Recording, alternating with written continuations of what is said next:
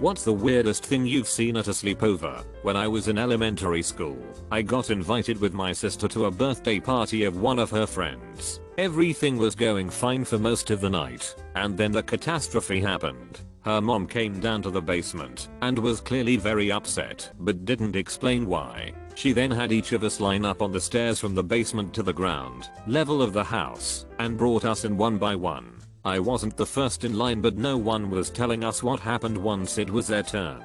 Finally I was up and her mom took me into the bathroom and showed me a trash can with a poop in it. She was basically on the verge of tears, pointing to the trash can and asking me, "Is this your poop? Is this your poop?" It wasn't. We never found out whose it was, or at least I wasn't told. We have joked that someone will finally come forward on their deathbed, but my sister and I have since lost contact with those girls, so we may never know.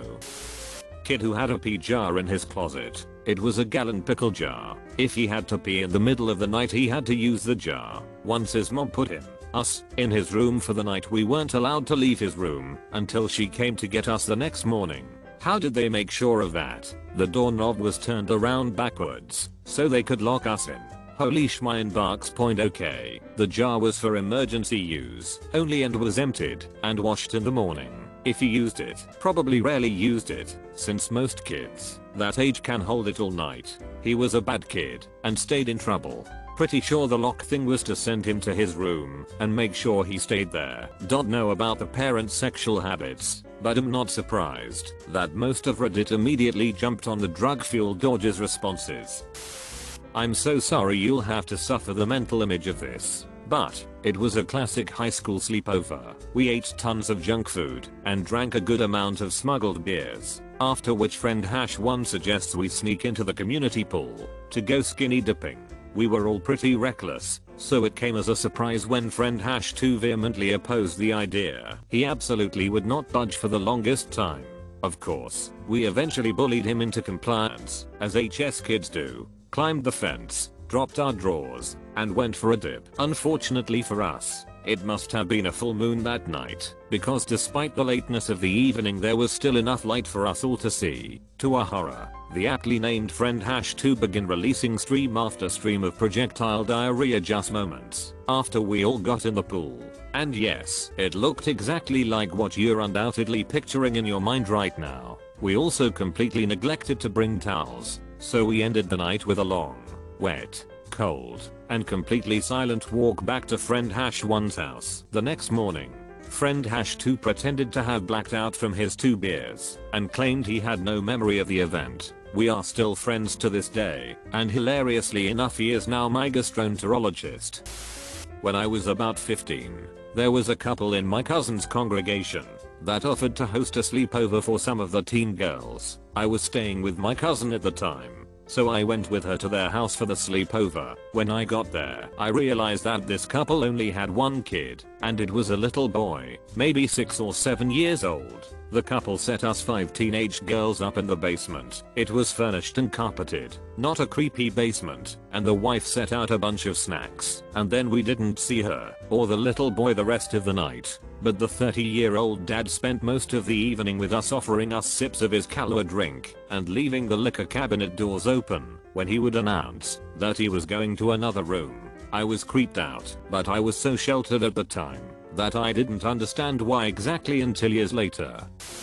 It's nothing that I saw, but more like something that happened to me. I was 13 when I stayed over at my friend's house for the night. We were up pretty late playing video games and eating snacks. I got thirsty, so me and my friend went to the fridge to get a bottle of Coke. When I opened the bottle, the soda shot straight up my face and got all over my white shirt. I asked my friend if I could shower, since I was pretty sticky from the soda. Once I got out the shower, I noticed my friend and his little brother were knocked out in the living room sofas. BTW, I had no shirt on since the soda ruined mine completely. That's when their aunt came through the front door and saw me. She got close to me and started to rub her hands around my chest and shoulders. I was completely shocked and stayed still. Then my friend's brother woke up and saw what was going on. She stopped touching me right away and said, "Oh, I thought you were my nephew." Then went straight to her room and never came out until I left the next morning. Even if I were her nephew, why the hell would she touch me like that? To this day I wonder what would have happened if my friend's little brother hadn't woken up. One time I was at a friend's house for a sleepover, and he and another friend held me down on the couch and tried to light my hair on fire with lighters. I managed to break free and ran upstairs and asked my friend's mom to let me use the phone. Mom came promptly to pick me up. Needless to say, I was not on speaking terms with the other two again. My friend's older brother would get mad at her for small things, went in his room, lost the TV remote, shut her door too loudly, and proceed to beat the shit out of her, pull her hair, and hold her down, and punch her in the sides, literally throw her across the room. He was almost 10 years older than us, and easily had 50 kilograms on her. He would eventually tire from the beatings, leave the room, and she would go back to playing with me like nothing happened. I remember being so unbelievably shocked by it, but eventually became desensitized because of how normal it seemed to her, and how unfazed she was by it. I remember we did a secondary school bonding thing in our first year, where you effectively go to a summer camp for the weekend with the whole year group, about 211-12-year-olds, to get to know everyone. Sleeping arrangements were in dormitories with bunk beds, separated by gender, about 30 to a room. Lights go out in my dorm. No teachers, just 30-11-12-year-olds that don't know each other that well. A kid farts. Hilarious. Someone else farts. A few others. Then, I vividly remember a distinct sloppy sound followed by a panicked "oh." A kid shat himself. I would also like to note, this was not the only public pants shitting by this kid. He did it again final year during our Duke of Edinburgh Award expedition overnight whilst camping. I was sharing a tent with him. That's a whole different story.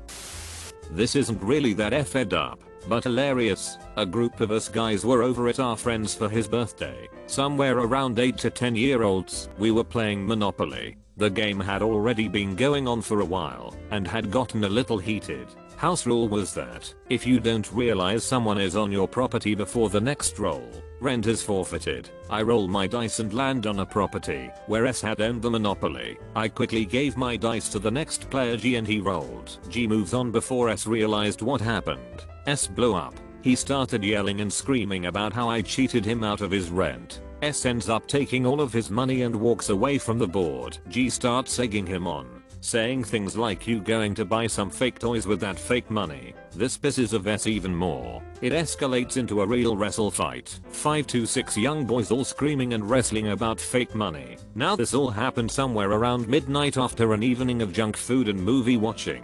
We were in the basement of the house and the parents' bedroom was immediately at the top of the stair. The door in the stairs blows open with the dad. He has his belt in his hands and booms, "If you all don't stop now I will whip all of you." That silences us all. We settle down and realize that we should probably be sleeping. We all climb into our sleeping bags to try to sleep. S takes us over to the corner with his money. G whispers, "You still going to buy those fake toys?" We all snicker. To this day S is still pissed off about that game. That was nearly 40 years ago. When I was about 14, some friends and I had a camp out in one of our backyards. This was in a regular, older neighborhood in the city, but certainly not rich, but not the ghetto either, just a working class neighborhood. Anyway, I have no idea what time it was, but I woke up and there was this guy standing in amongst us as we lay there on the ground in our sleeping bags. He was just looking at us. I freaking froze, but I was ready to scream my lungs out as I watched him through the slits of my eyes. After what seemed like a year, he stepped out from between us all, went over and hopped the chain link fence, and walked off down the alley. I immediately woke everyone, and we went inside to tell my friend's mom. Obviously, we finished our sleepover inside. That was also the last outside sleepover point ever. One of my best friend's dads tried to get me drunk and made a pass at me. I was 15 and staying at my one girlfriend's house. Her dad tried to be cool and buy us wine coolers, so she and I were up drinking and listening to music in her room. Her dad had to listening right outside of the door, because when I went out into the hallway he popped right up in my face. He started getting way too close and handsy. This was not my first rodeo. I have been dodging my mum's sugar daddy / BF for years, so I saw what was happening and escaped into the bathroom. I pretended to be sick until he left the hallway. I was friends with his daughter until college. I just made sure to never be alone with her dad again.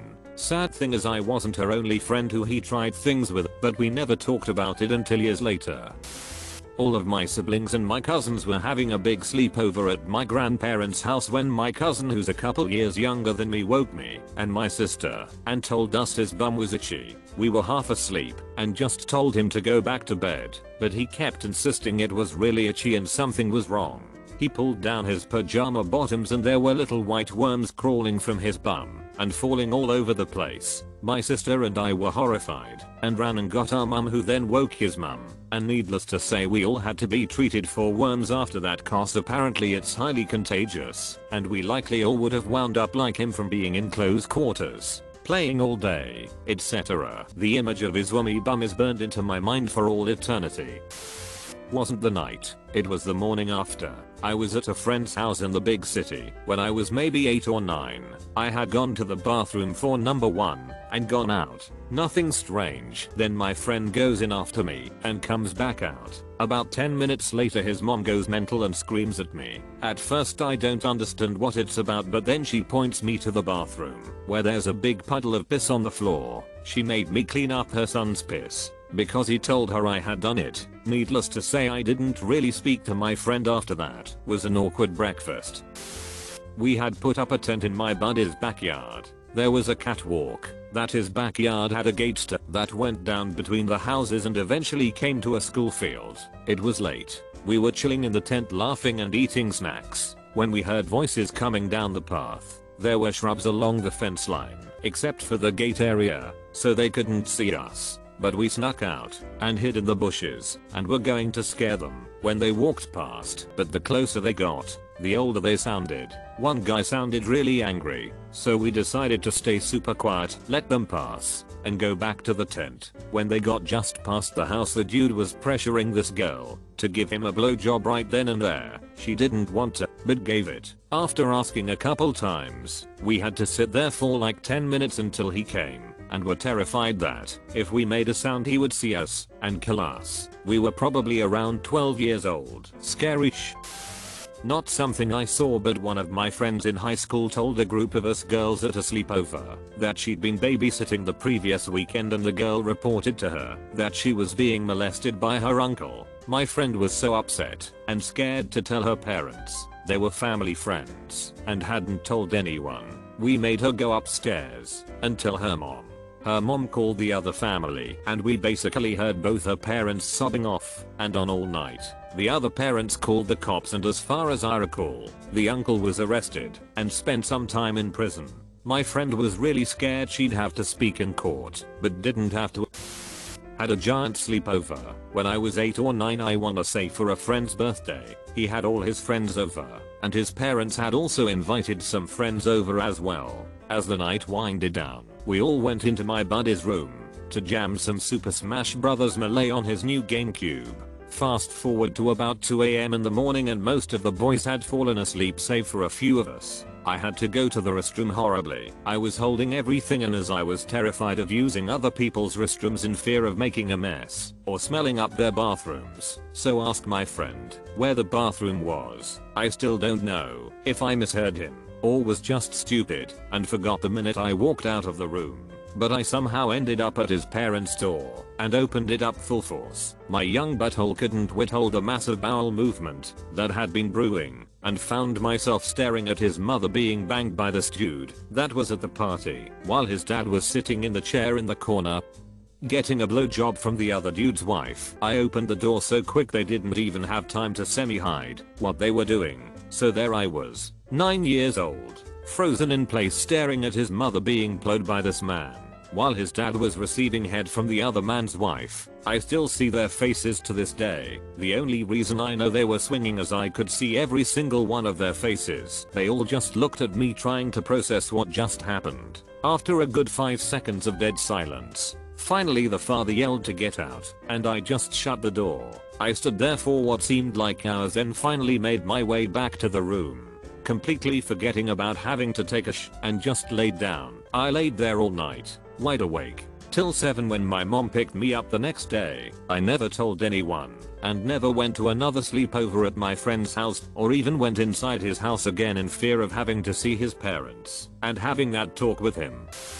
I slept over a friend's house when I was around 10 and we were playing Nintendo. At some point he yelled shh, and without a word his dad comes storming into the room, pulled him up and just started spanking him in front of me, then took him out into the hallway to scold him. Then he just came back as if nothing happened, but with a red face and teary eyes. It was the most awkward, uncomfortable night of my life, having to continue on pretending to have a fun sleepover after that, but I felt so bad for him. I did my best. It was what I imagined sleeping over at Butter's house would be like. I have another sleepover story that always sticks in my mind too, but does not deserve its own post, so I'll just summarize here. Watched Aladdin at a b-day party. Woke up later that night to friend's older bro jerking off noisily in his sleeping bag with the movie. Paused on a scene of Jasmine.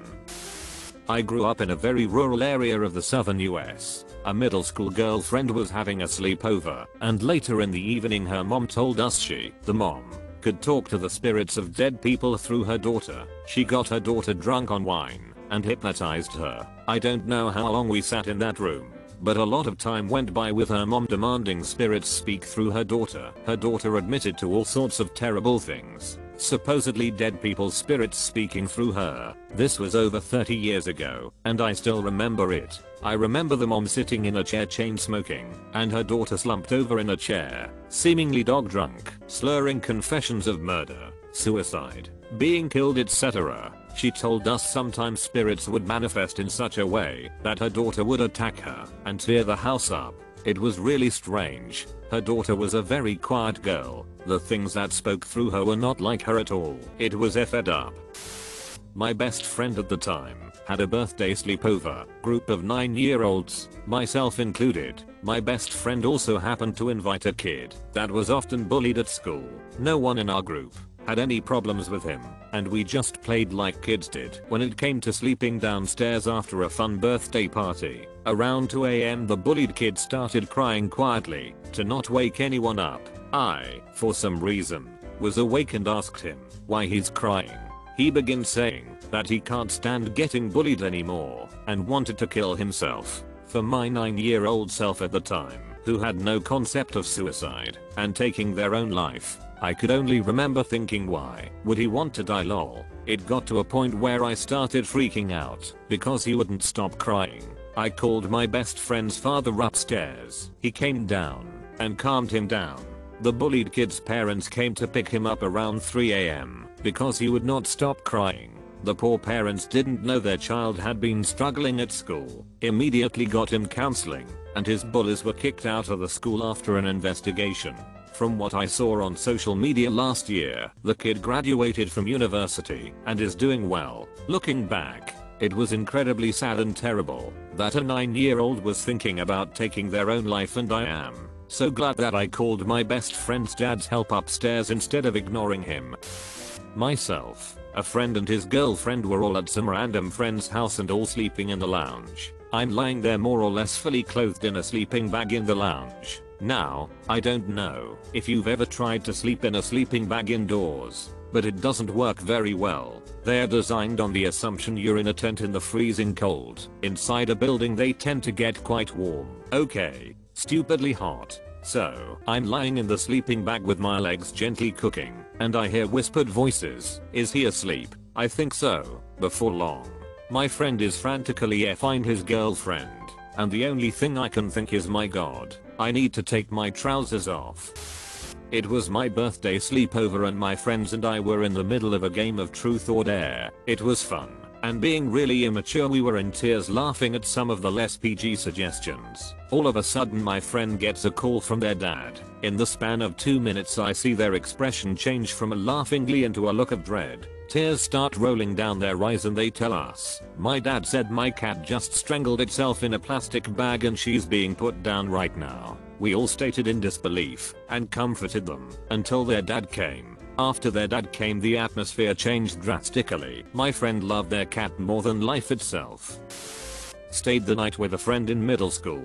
She had showed me around the house and introduced me. Since it was my first time over at her place, Her dad was laying on the couch when we got there. Her mom was the one who picked us up from school. Her dad was the one who got up, made sure we had a snack, made sure everything was good, looked after her little sister, because once we got there, her mom went to their room. I don't really remember what started it, but maybe an hour after we got there, the mom had come out of their bedroom and started off on the dad. Not really yelling, but she was mad about something. My friend asked him a question after her mom had walked off, and he shouted at her, then told us to go outside. We took her sister and went outside. In the far corner of the yard was a trampoline. It was covered in leaves, but we still got on it and stayed there for a bit. You could hear them yelling outside, though. About a half hour later, her dad came outside and apologized to me for yelling. Though he yelled at his daughter, neither one of us corrected him, and we told him it was okay. The house was pretty quiet after that. The next morning, her mom wasn't there. I think she was at work. Her dad made sure we were fed and comfortable before he left to run a few errands. I didn't tell my mom what had happened when she picked me up later. My parents' relationship was not great, but it wasn't that level of scary. Her parents didn't even bother to try to restrain themselves with someone else's kid over visiting. It was really jarring. I also never really brought it up to my friend at school, but she would share bits and pieces. Shortly after that, her parents talked about getting a divorce, but her mom got pregnant, so they stayed together. Her mom lost the baby, but they still stayed together after that. I guess to try stay together for the 2 kids they had. My friend wound up getting married at 16 to get out of that house. She and I did drift apart in high school, but I do still see her every so often.